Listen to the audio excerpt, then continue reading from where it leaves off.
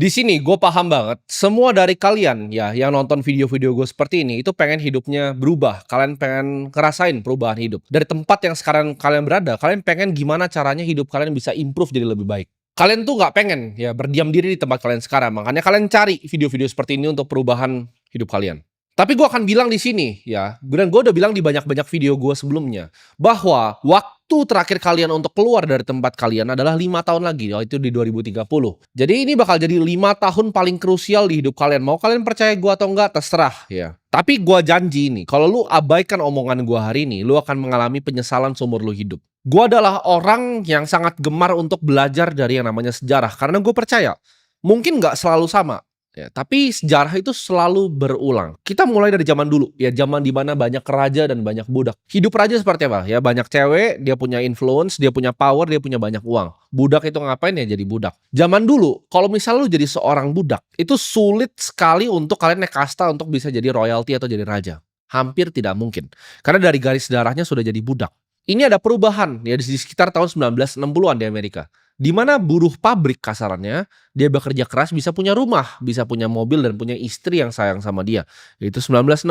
Tapi kalau kita balik nih ke zaman raja dan budak, itu hampir nggak mungkin untuk bisa naik seperti itu. Dan zaman sekarang sepertinya sudah mirip balik ke zaman raja dan budak ya. Jadi di dunia ini ada raja dan ada budak-budaknya. Budak itu zaman dulu tidak pernah mungkin bisa naik kecuali ada satu hal. Itu bukan mindset, bukan skill, bukan apapun. Tapi chaos atau kekacauan. Karena di dalam sebuah chaos ya atau kekacauan yang terjadi di dunia, itu sebagai tangga untuk lu bisa naik ke atas. Lu pegang omongan gue ini. Semua kekacauan itu adalah tangga untuk naik ke atas. Contohnya, diri gue sendiri ya. Kalau tidak pernah ada kekacauan yang terjadi di dunia dan gue nggak ngeliat itu secara objektif, tahun 2020 ya, di saat orang teriak-teriak pandemi yang terjadi 100 tahun sekali, itu adalah kekacauan, itu adalah riset. Di mana orang yang punya restoran yang dulunya kaya bisa langsung jadi miskin dalam 3 bulan kalau mereka nggak kelola uangnya dengan baik. Dan banyak sekali terjadi loh. Restoran, toko retail tuh banyak sekali yang bangkrut dan tutup. Yang tadinya itu perusahaan bapaknya 30 tahun hidupnya udah nyaman, anaknya naik BMW, kuliah, tiba-tiba jadi miskin. Itu banyak sekali. 2020. Kekacauan itu adalah tangga untuk gua. Untuk gua melihat apa? Gua melihat kesempatan untuk beli saham-saham bank yang terdiskon. Di saat semua orang takut. Di saat gua lihat, oke ini apa yang akan diuntungkan? Perusahaan-perusahaan apa yang diuntungkan dari COVID ini? Gua ambil untung dari sana semuanya. Jadi disitulah tangga gue mulai gue naik tuh anak tangganya. Gue kan dari bawah, gue dari level budak tadinya. Gue bukan raja, gue bukan darah bangsawan, gue bukan anak dari orang kaya. Tapi gue manfaatkan kesempatan itu untuk justru gue bisa jadi kaya. Jadi gue bilang tadi, chaos itu adalah sebuah tangga. Jadi jangan takut ketika gue bilang nanti akan ada gelap, akan ada krisis. Lihat itu sebagai tangga. Gue kasih contoh di Eropa lama ya abad ke-14. Ada wabah yang namanya Black Death di mana 30-60% populasi dari Eropa itu meninggal. Nah, apa yang terjadi setelah itu semua? Ada namanya labor shortage di mana orang itu tidak bisa lagi untuk bekerja. Jadi pekerjaan yang seharusnya dikerjakan oleh 100 orang sekarang dikerjakan oleh 30 orang. Dan uang yang tadinya didapatkan untuk 100 orang sisa 30 orang. 30 orang ini yang tadinya budak-budak ini, tadinya buruh-buruh ini dapat uang yang luar biasa banyak akhirnya. Dan mereka banyak yang naik kelas dari situ.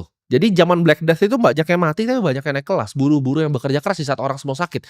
Mereka yang survive. Mereka yang nggak mau kontak sama orang lain, mereka yang isolasi dirinya itu selamat ya, dan itu mereka jadi orang-orang kaya selanjutnya. Kita lihat sama ya di abad 18 dan 19 di mana terjadinya revolusi industri yang luar biasa. Orang-orang tadinya buruh ya itu bisa berinovasi, mereka bisa dengan otak mereka menciptakan sesuatu di revolusi industri, menciptakan mesin kalau mereka pintar secara fisika, matematika. Mereka bisa menciptakan mesin yang membantu umat manusia. Inovasi ini yang tadinya dia buruh, dia pintar ya kan, dia dilahirkan dari keluarga buruh, dia sekolah yang baik, lalu dia bisa berinovasi, dia bikin paten dari inovasi dan dia jadikan pabrik dan apa yang terjadi?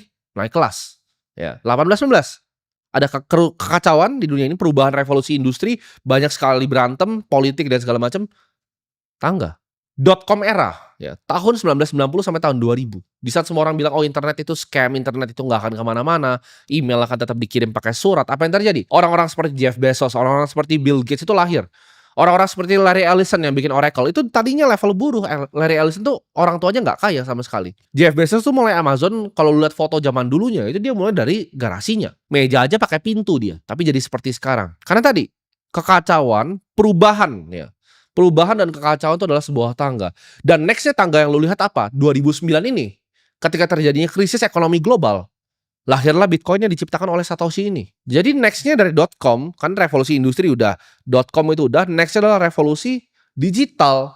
Di mana tadinya Web 2 ke Web 3 dari kripto dan juga AI di sini. Kalau lu nggak take part dalam disrupsi ini dalam 5 sampai ya mungkin 6 tahun ke depan, hidup lu akan ketinggalan berantakan. Jadi anggap 5 tahun ini yang gue sebut itu sebagai persiapan lu untuk naik kelas sosial. Karena udah nggak akan ada lagi waktunya. Percaya gue, tidak akan ada lagi waktunya. Ini cuma sekali dalam seumur hidup. Kesempatannya sekali seumur hidup. Kalau Bill Gates waktu itu bikin Microsoft, dia bikinnya sekarang, nggak akan laku. Larry Ellison bikin database seperti Oracle sekarang, dia nggak akan laku. Amazon bikin seperti sekarang juga, dia nggak akan laku. Itu cuma kesempatan sekali seumur hidup. Bahkan gue, kalau lu pikir ya, dengan bisnis sebanyak gue, dengan uang sebanyak gue sekarang, gue tuh selalu mikir setiap hari, apakah gue udah lakukan yang terbaik hari ini? Apakah gue itu udah kerja yang maksimal untuk 5 tahun ke depan, untuk persiapan transisi ini? Dan lu yang masih malas-malasan mikir, gue santai-santai aja. Enggak, ini bukan saatnya untuk santai-santai. Gue setiap hari mikir, apakah gue kurang kerja keras? Ya, apa yang gue bisa lakukan lebih baik? Gue analisa step-stepnya, apakah wise gue taruh uang di sini? Apakah bagus hari ini gue kerjain ini?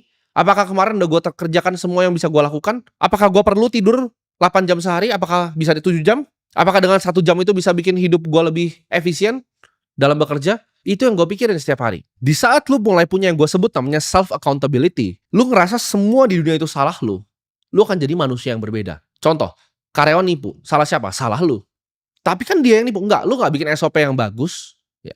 Lu gak punya HRD yang bagus, itu semua salah lu. Lu gak punya sistem yang bagus. Kalau ujung-ujungnya dia nipu pun lu yang hire dia kan, lu yang mempekerjakan dia, itu salah lu dalam ngeliat orang berarti. Di saat lu selalu nyalain diri sendiri, main catur, oke, lu replay, salahnya di mana? Even lu menang pun lu replay lagi, salahnya di mana?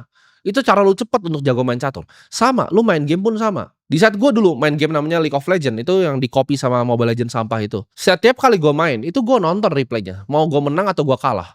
Pasti ada hal yang gue bisa lakukan sedikit lebih baik. Gue gak pernah nyalain, timnya cupu, ini cupu. Enggak. Gue salahin diri gue bisa lebih baik di mana. Makanya gue jadi tambah jago terus. Karena gue melakukan yang namanya self accountability. Gue cuma salahin diri gue. Gue miskin ya salah gue. Ya, jangan salahin pemerintah, jangan salahin orang lain. Enggak, salah lu doang yang bego. Lu malas, bego, dan arogan, selesai. Oke, Bu, lu bodoh. Gimana caranya gak bodoh? Belajar, ya kan? Malas, gimana caranya gak malas? Ya, atau lu mau tunggu lu jadi sampah dulu 2030 baru lu keluar dari kemalasan lu. Ya, kalau arogan ini udah susah nih diobatin, udah gak ada obatnya. Jadi lu kalau bisa lihat dunia ini dengan lensa yang berbeda, bahwa semua yang terjadi di dalam muka bumi ini, di bawah matahari ini adalah salah lu akan jadi manusia yang superior dibanding manusia yang lain. Karena manusia yang lain tuh semua selalu cuma nyalain keadaan. Oh, karena gua di sini. Oh, gua karena kurang hoki gua lahir di sini. Oh, karena gua nggak bisa begini, gua nggak bisa begitu. Oh, karena dia nipu gua. Semuanya alasan. Gua tahu satu pun dari kalian ya, 1,7 juta yang ada di channel gua ini tidak ada yang kerja keras lebih dari gua, tapi gua lebih ketakutan, percaya nggak, dibanding kalian semua. Gua lebih ketakutan akan 2030 ini dibanding kalian semua, karena ini gua tahu ini kesempatan sekali dalam 100 tahun. Ini bukan dekade. Ya, ini sekali dalam 100 tahun. Dan lu pecundang di balik layar sana, ya, lu cuma mikir, weekend ini apakah Sabtu dan Minggu ini waktunya gue untuk time off, ya. Apakah gue untuk chill day, santai, ya, mau hari yang santai, nggak ada, ya. Gue kasih tau lu, untuk orang seperti gue, ya, mikirin waktu santai adalah hal paling stres yang gue bisa lakukan. Kenapa? Karena di saat waktu gue santai, ya, anggaplah kayak lu suka tidur siang gitu kan, lu main TikTok, scrolling cewek, terus lu tidur siang. Lu tidur siang, lu tuh apa? Lu bayi gitu kan. Bayi 1 tahun, 2 tahun tidur siang. Siapa yang tidur siang? Gitu. Lu capek ya, kerja gitu. Gue kalau tidur siang mana, gue bahkan gak bisa tidur siang. Karena gue mikirin apa yang harus gue kerjakan. Gue kalau Tuhan kasih gue untuk bisa gak tidur, gue pun pilih untuk gak tidur. Karena sebelum tidur pun yang gue pikirin adalah, apa yang bisa gue kerjain ya? Apa yang bisa gue kerjain lebih baik? Karena ini yang gue pikirin, 2030 ini akan terjadi hal yang luar biasa. Gitu. Kalau gue nggak persiapkan dengan baik, gue nggak bekerja sekuat tenaga, gue 10 tahun kerja, 1 hari pun skip itu nggak ada. 1 hari pun mau lu bilang gue, lu harus, nggak pernah ada 1 hari mana gue skip nggak kerja. Untuk lu survive ya, lu jangan kira dunia ini seperti apa yang lu kira. Ya, ini beda nih, ada konstruk sosial. Jadi gue bagi manusia ini, ada 2 topeng, ada konstruk sosial, ada binatangnya, ada hewannya. Dunia ini adalah hutan rimba. Antara lu berburu atau lu diburu. Antara lu hunt atau lu get hunted. Jadi nggak ada di tengah. Jangan lu campurin nih konstruk sosialnya, orang saling menolong, tolong menolong, ini nggak ada. Ini hutan rimba. Antara gua buru lu atau lu buru gua. That's it.